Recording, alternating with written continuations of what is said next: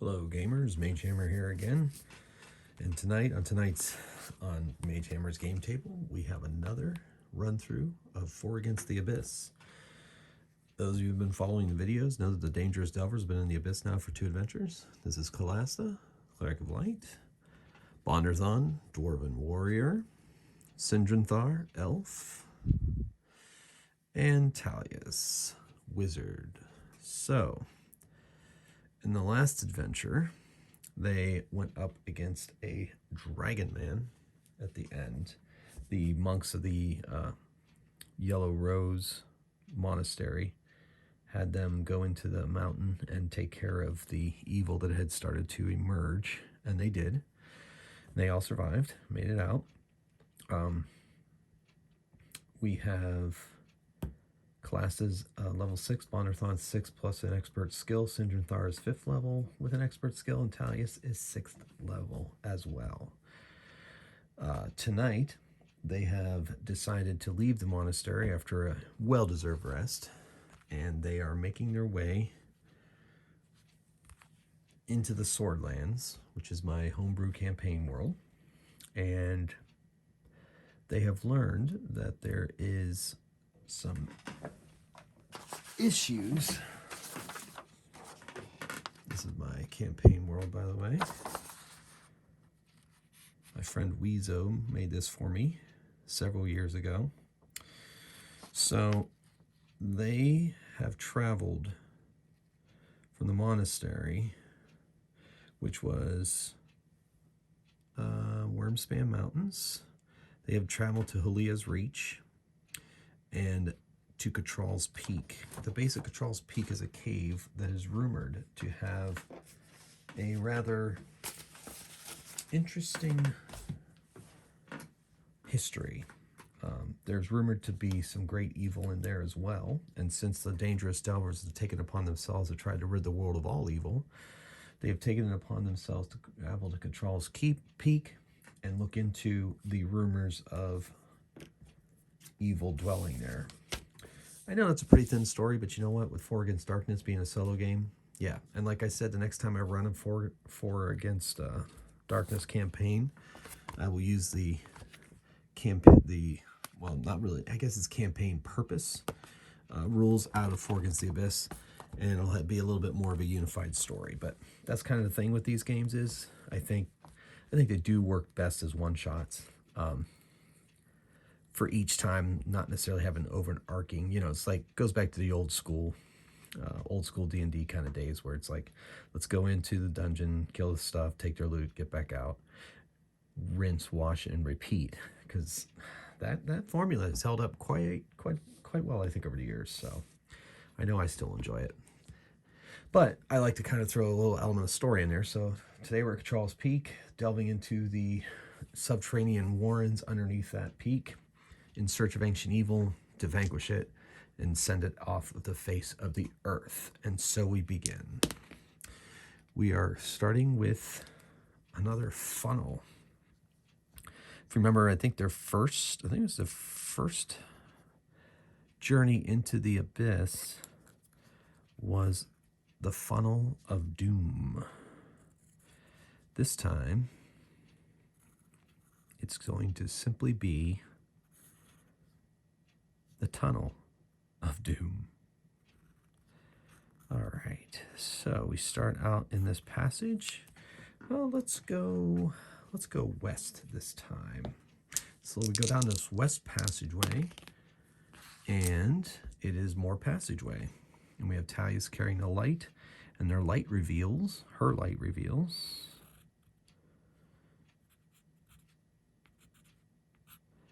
another passage leading deeper into the darkness, into the abyss, if you will. So let's see what they happened upon in this passage. 7 minions right out of the gate, down the hall. Here we go. Find the minion table. And D6. And we're fighting against 46 hairy goblins. I believe someone suggested, and I believe they are correct, that those are basically bugbears. So let's see what we got here. 46, 6, 10, 15. That's what I like to see. So we got ourselves hairy goblins. They are level 6 minions. They have normal treasure, 1 in 6 chance of a level 10 goblin leader with 4 life. 2. Nope, no goblin leader with this crew. That makes sense. They're out on patrol in the halls, so. All right. We are going to fight them. Okay. What did I say there were? Can't remember, but this is what's on the dice, so. Oh my gosh. You know what? My memory for numbers is horrible, people, and I do apologize. Let's just roll again. That didn't seem to be that exciting. It was more than that. Let's do that. 8, 17. Let's do 7. You know what? I think it was 16. You're right, but we're going to do 17 anyway. All right. 5, 6, 7, 8. Yeah, my memory for numbers is not good. Never has been. They just don't stick in my head. I've had to write down things like most of my entire life that have had to do with numbers. And that's okay. 2, 4, 6, 8, 10, 12, 14, 16, 17. We'll take 17 of these puppies.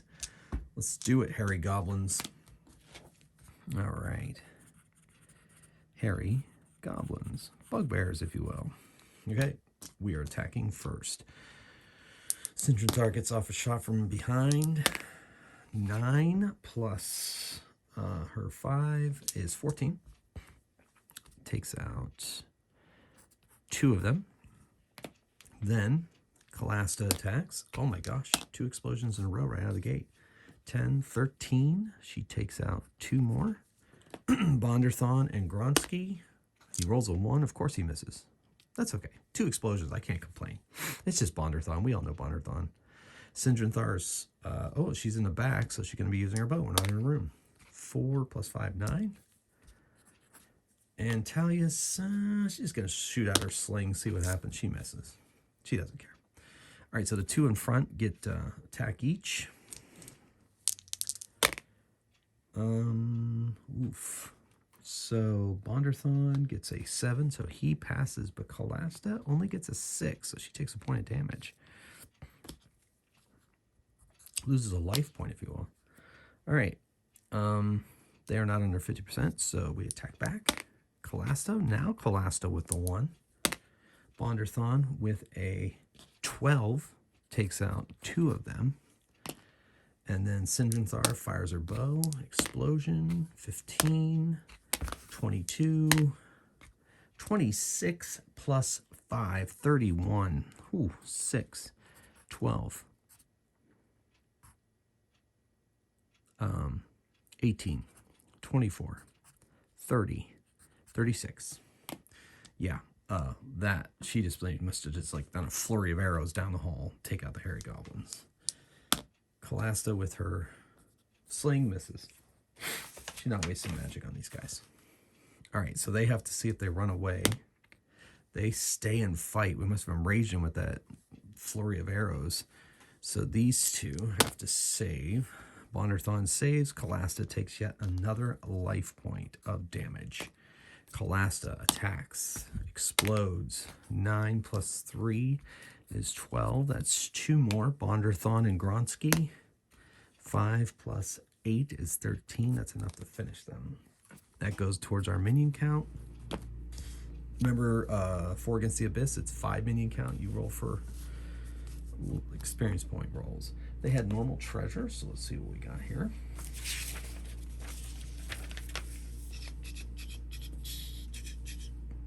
For 1 gem worth 3d6 times 20 gold pieces. 7, 8 times 20, 160.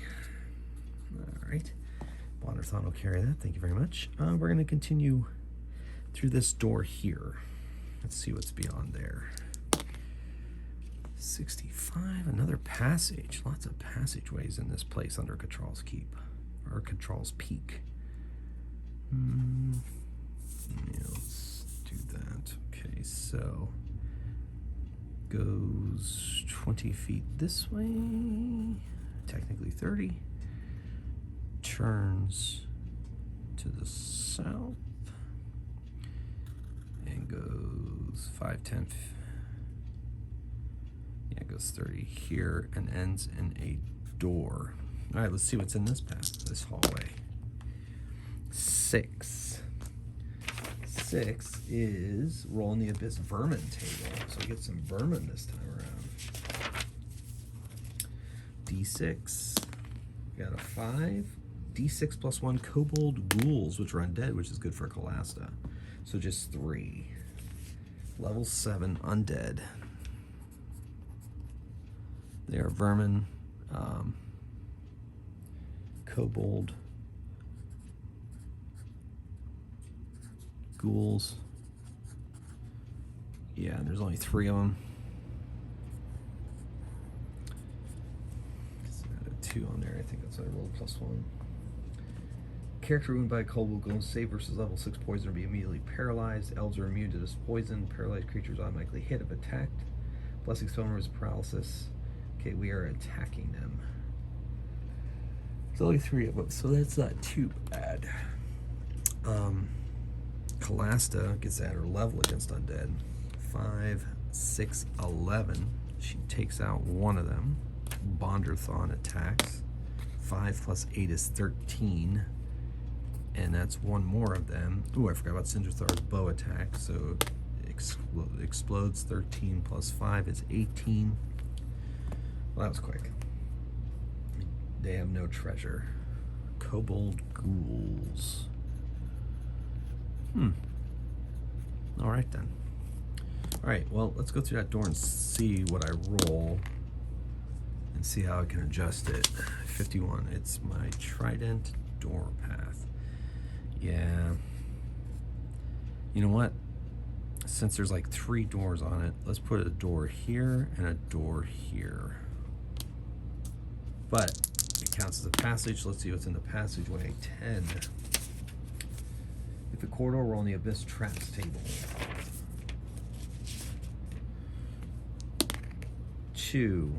Giant metal balls, huge spike ball towards characters. Attacks all characters, inflicting 1 wound on every character who fails to save versus its level. 9 if it's part of the corridor. Ugh. Elves at half level. And other characters have +1 wearing heavy armor and +1 if using a shield. So Calasta is getting a total of +2 to this roll. Bonderthon is rolling a +1. So let's do one at a time. Calasta has a +2. She is taking pointed damage from the metal ball. Bonderthon has a +1. He's taking damage from the rolling ball. Sinjarthar gets at half her level, which she's currently at 5. So like that 3 plus 3. She fails. And Talius. Ooh, Talius managed to flatten against the wall and does not take any damage. So giant metal wall, 1 damage to each one. Ouch, except for Talius. Calasta, Bonderthon, Sinjarthar. Talius doesn't take any damage.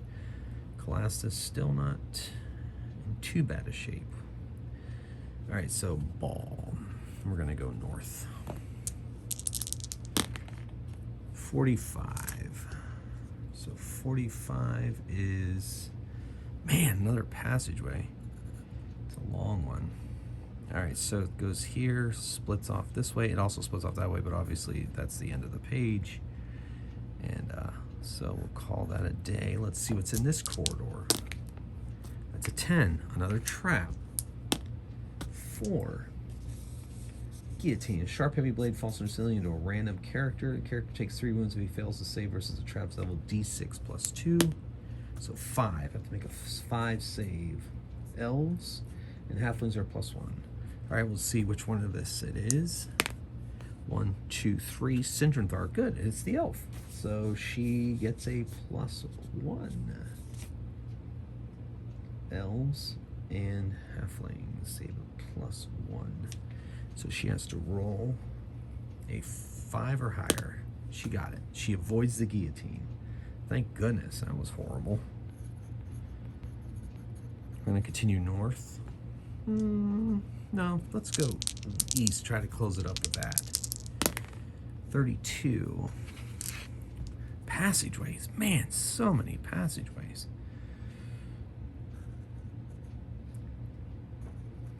Dead end there. Goes up here. Actually, makes that one a dead end too. Awesome. All right, so when I roll 32, what am I looking at? Yeah. Okay, so, oh my gosh. Okay, so there, no, and it goes up here, turns this way, and there's a door at the end of it. All right, well, let's see what's in this passageway. 9, passageway, corridor, empty. Roll d6 on a 5d6 in the events table. 5 or 6. Oh, we do get to roll on the abyss events table. We've had that happen a lot lately. Events table. I think the one of them try to roll on at least twice. All right, 5. The Gold Ghost. Meet the hungry spirit of deceased treasure. We've had this one before in another dungeon. You may appease the spirit by sacrificing 100 gold pieces worth of treasure. Yeah. Yeah, we'll just give 100 gold pieces. We're not getting cursed. Only money. All right, so just give him 100 gold and he can go on his way. Gold Ghost. And we're going to go through this door.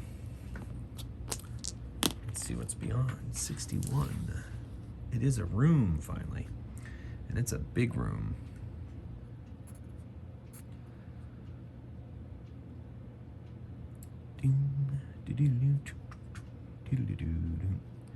We've been rewatching Chuck on HBO Max here at home, and that show really holds up. Love that show. It's kind of like The Big Bang before there was Big Bang, but even better than The Big Bang Theory. Shazam himself is in it, plays the title character. Some good stuff. Good stuff. Of course, the theme song. What is it? Short skirt, long jacket, short skirt. Yeah, by Cake. Classic. All right, man, this room is big. All right. I don't know. It's fairly randomish, but all right. Let's see what's in this room. 11. It's a boss. If it's a room, roll on the abyss boss table. Let's see what boss we're gonna be meeting. Hello, big guy. Bonjour, big guy. And you are? Ghoul King. Ooh, that's pretty exciting. I guess it makes sense. We've seen a lot of undead so far. Okay, so he has a level 10 undead, which gives Kalasta her level against this jerk face. All right, so Ghoul King. Probably has paralysis too. He is a level 10 boss. Undead boss. And this brings our boss count to 1. Okay, so he has... Well, let's see if he's our final boss. And he is not. So that brings our boss count up to 1. And he doesn't have extra fancy... more life and so forth. So he has 10 life. All right. Okay, so 4 attacks, which is fun. And plus on treasure, so that'll be fun. A character win by gold save level 5 poison or be paralyzed. Sweet. All right, well it's gonna be cray cray. Okay, so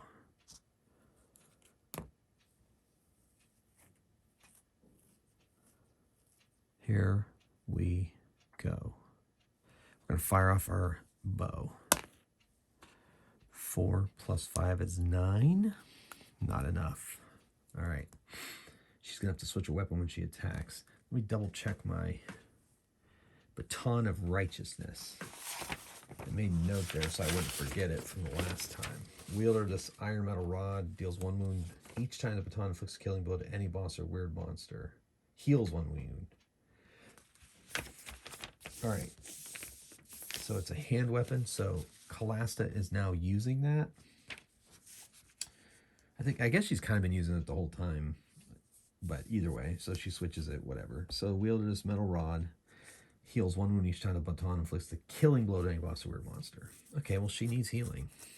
Okay, so we fired off the arrow, and it missed. And now we're going to attack with the Baton of Righteousness, and it explodes. That's wonderful. Callista gets at her level this. 12 plus her level is 6, so 18. Not quite enough to do 2 damage. Bonderthon and Gronsky. Swings the mighty Gronsky. 9, that's enough. Not enough. Doesn't harm her. Sindrathar switching weapons. And Talius is firing a lightning bolt. 14. 22. And 26 plus her level, 32. 32.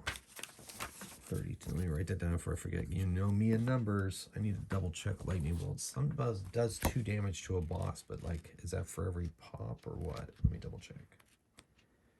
All right, so lightning bolt spell works like that. Gizmo inflicts 2 life points if it hits. Against group minions, the spell will kill just 1 if it hits. Against a boss, inflicts 2 life points if it hits. So it's 2 life points for every time, I guess, right? So I'm at 32. So that's 2, 4, 6. Yeah, I think that's legit. I tend not to have undead run away, but I guess if you would like use magic, they would. So I guess we'll have to check to see if the Ghoul King runs away. He's not the final boss. He does run away. So we defeated the Ghoul King before he even attacked us, thanks to Talius's mighty lightning bolt. That was massive.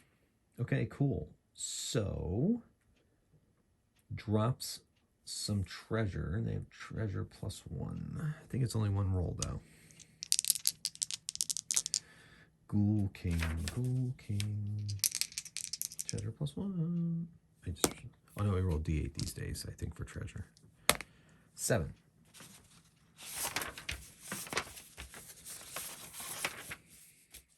One random item for the magic defense table.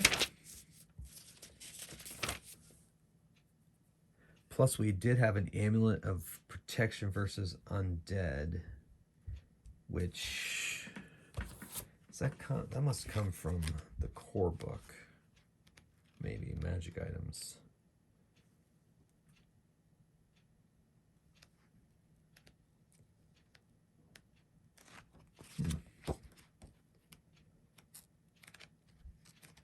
Let me check the magic item list.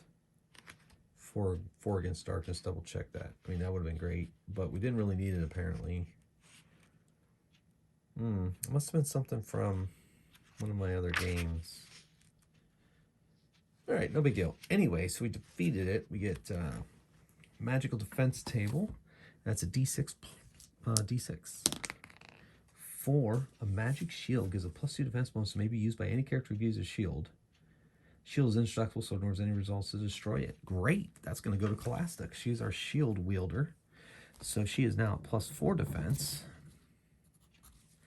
And she has a magic shield. Awesome. Awesome. And 2 experience points rolls for defeating a boss.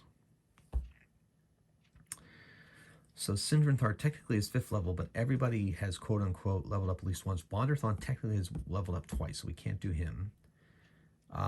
Let's try Sindranthar. Let's try to get her up to a normal 6th level instead of taking an expert skill. 4 plus 2 is 6. That's enough. So she goes up a level. So Elf, let's double check. She definitely gets another life point. So let's add that in. Actually, I have a pen. Let me use the pen on that. Use my #1 fan, Chris's advice of using a pen so it doesn't get erased when the time comes. Had that ready to go for you, Chris. Thank you very much for the advice. Then I'm checking Elf. I think they get plus their level to attack unless they're using 2-handed weapons. And we're counting the bow as a 1-handed weapon, right? I keep changing my home rule on that. I should write it down so I don't forget it. You know, but that's the way I like the game. Just sit down, roll the dice, start going. All right, Elf. So she adds her level, except when using 2-handed weapons. So we don't count the bow as a 2-handed weapon. That's the deal. All right, so +6 with the bow, plus, she just +6. I don't know why I kept splitting that up. I don't know if I had magic one time. I'm not sure what my thought process was, but it's okay. It's where we are. Medusa slaying arrow she has, so that'll be fun. All right, so we got +6 to attack. She got an additional, she gets an additional spell as well. So we're gonna give her another fireball. And we're good to go on that. Added her life point already. Calasta's gonna use a bandage. She has one more. All right. Okay, I think we are good to go. And we get 2 experience points rolls. So that was Sindranthar. And now everybody but Bonderthon can try to level, or Bonderthon and Sindranthar can try to level up. So let's do Talius, get her another spell. Nope. Okay, so second experience point roll is spent and gone. All right, let's continue moving on, folks. Let's go through that door to the north, I think. Let's see what's beyond. 31. Another room.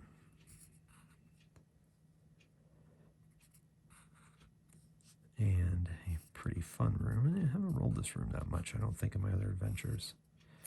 All right, ladies and gentlemen, let's see what's... Oh my goodness, folks. I'm so sorry for bumping the camera. It's kind of tight quarters with the tripod and the table and my chair. And I'm lifting the die with my foot right now, and I got it. Yay. Okay, looks like we got another boss. 2 bosses in a row. Okay, worked for me, dude. I love fighting bosses because I get experience point rolls. Let's see what our boss is. It is 4. It's another Ghoul King, ladies and gentlemen. It could be our Ghoul King that ran away, fully healed. Or it could be its mate, if Ghoul Kings have such a thing. Maybe it's the Ghoul Queen. Let's call it the Ghoul Queen for fun. Yeah, and then, like, narratively, the Ghoul King is over here in the corner, close to death again. Undead or dead again. It's crumpled in the corner. The Ghoul Queen is tending to him. As we walked in, she looks up. Her eyes glow green. She hisses at us. And in a sepulchral voice says, "If thou die." Yeah, pretty fun. Let's see if she's the final boss even. Nope, not the final boss. Our boss count, because that was only a 2, so our final boss count is up to +2. So apparently someone else is pulling the strings underneath Katral's peak.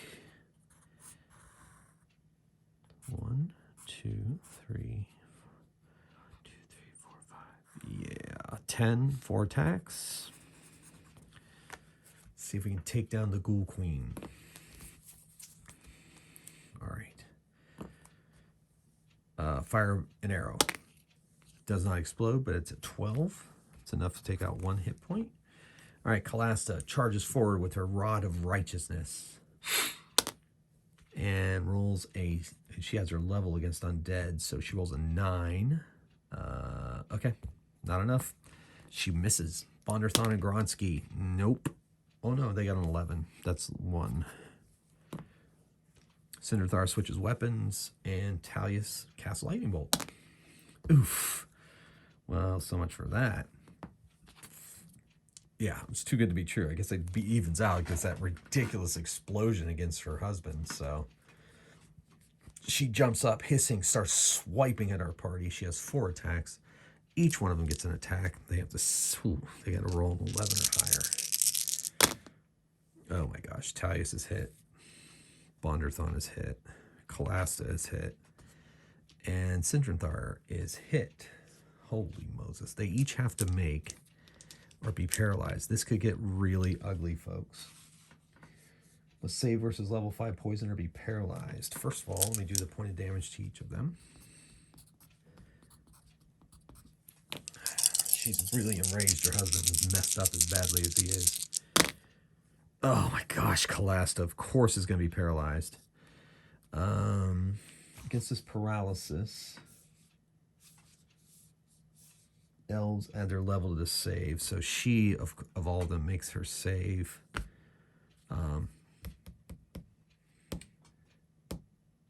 And so does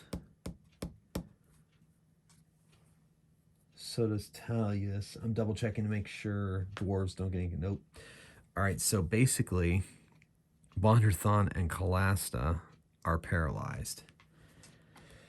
Oh my goodness. All right, so they have to have a blessing put on them. No kidding. Guess who my blessing is down? The cleric, of course. So now these two are going to try to continue this fight. This is going to get really, really ugly. Can't put her to sleep. Well, sleep says it doesn't work on undead, right? I mean, it's got to. It's like D&D old school, like sleep doesn't work on undead. Does not affect undead. Yep, I knew it. All right. Oh, my goodness. All right, so we're back to a sword for Sindranthar. Oh, she rolls an 8. It's not enough. Oh, my gosh. Okay, so Talius has got to go Lightning Bolt again. Or I guess Fireball. It doesn't matter. She's going to Lightning Bolt because it does extra damage. Oh, oh my gosh. Oh, this is ugly. They have to save against 2 attacks each. Oh, no. Sindranthar is going to have to save versus 9. 9 only. Even Talius. Oh, no. This could get ugly, folks. They both have to save at 5 or higher. And Sindranthar gets to add her level. Oh, Talius saves, as does Sindranthar. Woo! Equal to or greater than for saving throws. Oh my goodness, it's getting intense. All right, so Sindranthar with her sword misses. With her final lightning bolt spell, Talius, yes, it explodes. Come on, baby. 16, yes. 19, yes. 19 plus 6 is 25. That is 4 damage total. Still not enough to kill it. They have to defend. Both of them get hit. Ooh, I forgot to take up their hit points last time. And now they get hit again. And they both have to save. And they both save. Whew. It's getting intense. All right. So, oh, that was just their first attack. Second attack. Yes. They both. Yes. They both save against the second attack. The second attack misses. All right, so this time, Fireball from Talius. Fireball. I think it just acts as an attack against the boss, period. Works like an attack roll, adds its level to roll. Fireball doesn't affect dragons used against minions. Fireball saves a minimum 1 creature saving. So I assume against bosses, just a regular attack that she gets to add her level to, so let's do it. Okay, so Sindranthar with her bow. 6.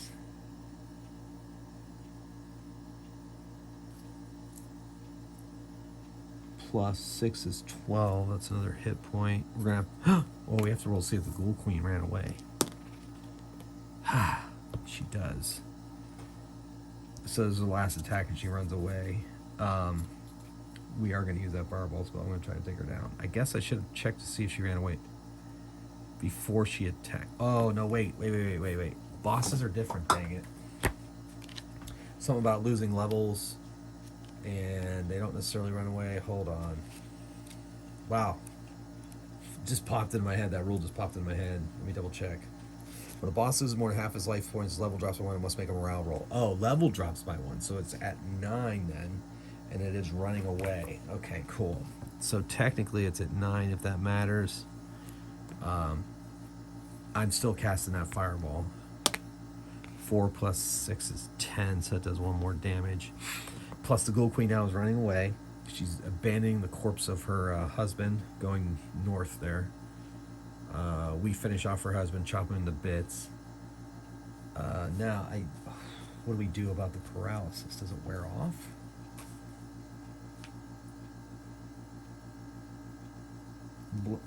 Oh my gosh. Always fight to the death. Never mind. She doesn't run away, which is even more exciting. They always fight to the death. So her husband wouldn't have run away either. Oh. Okay, so here's what's going to happen. After these two defeat the Ghoul Queen, if they defeat the Ghoul Queen, he's going to pop up with only 3 hit points left, and they're going to have to fight him too. Let's do that. That only seems fair, right? Now, I have no idea how to remove the paralysis. We're going to have to get them the heck out of it. We're going to have to leave the dungeon anyway. If they survive. All right, so she attacks them because she never runs away. 5. Sindranthar has a 2 is a 7. Nope. They each take a point of damage and have to save. Now they have to roll a saving throw at 5 or higher. Oh no, Talius is now paralyzed. Sindranthar is not. All right. Oh my goodness. Second attack. She has to defend against all 4 attacks. Second attack. Oh my gosh. Saving throw. 4 plus her level. She makes it. Third attack. She. 8 plus 2 is 10. Not enough. Needs an 11. 3 plus her level. 6 9. She did that. And then her final attack. 4 plus 2 is 6. Nope. Not enough. And does she save? 2 plus her level. She rolls a 1. She doesn't save. Any other thing she saves. She's going to use her sword. Oh my gosh. 8. Not enough. She's got to protect against all 4 of these attacks. She'd probably just run away. But if she does that, she can't leave the dangerous delvers. Okay, so she defends against that one. She has plus 2 is 8. Nope, so she gets hit once. 7, she gets hit 3 times. Adding her level, she rolls a 1. Otherwise, she's not paralyzed. But she gets hit 3 times. That's enough to send her to the ground dead. I think, ladies and gentlemen, we've reached the end of the dangerous delvers. Her husband and her are having the dangerous delvers for lunch. They're all dead. After all their journeys, all their adventures together, delving into the dangerous depths of the worlds, they meet their end in the tomb of the royal ghouls underneath Katral's Peak in the Swordlands. Well, it's been a great run. Maybe someday, if I get a party up to the levels again, they will delve into here and find their corpses that have been munched upon, their bones, and all their wonderful magical items. Well, ladies and gentlemen, I would like to thank all of you coming with me on this journey. I guess it had to end some way. I'm not sure this was the way I really wanted it to end, but sometimes that's the way it goes. I mean, that's adventuring, right? It's got to be dangerous. Well, I'd like to thank you for coming along with me with this journey. I think next week we're going to shift it up a bit. I'm going to jump to science fiction themed solo game. The only question is, I have two choices for y'all. I've got Deck 52 by Alexei Perrin, who is the guy that is responsible for the dungeon decks. He's got a solo card game, but it's like you run a party of characters and they go on to a abandoned ship and fight off monsters on Deck 52 using the cards. Or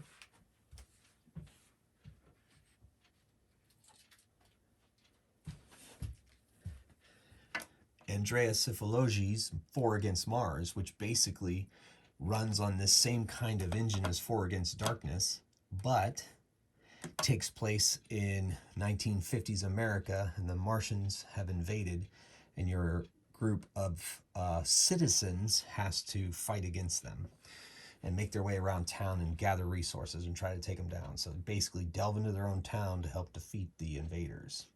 So I'm going to let you guys decide which of these two I should run next, since we'll shift from fantasy to science fiction, which I guess has kind of been my plan. I just didn't really reveal it to you all once the Dangerous Delvers met their end or retired.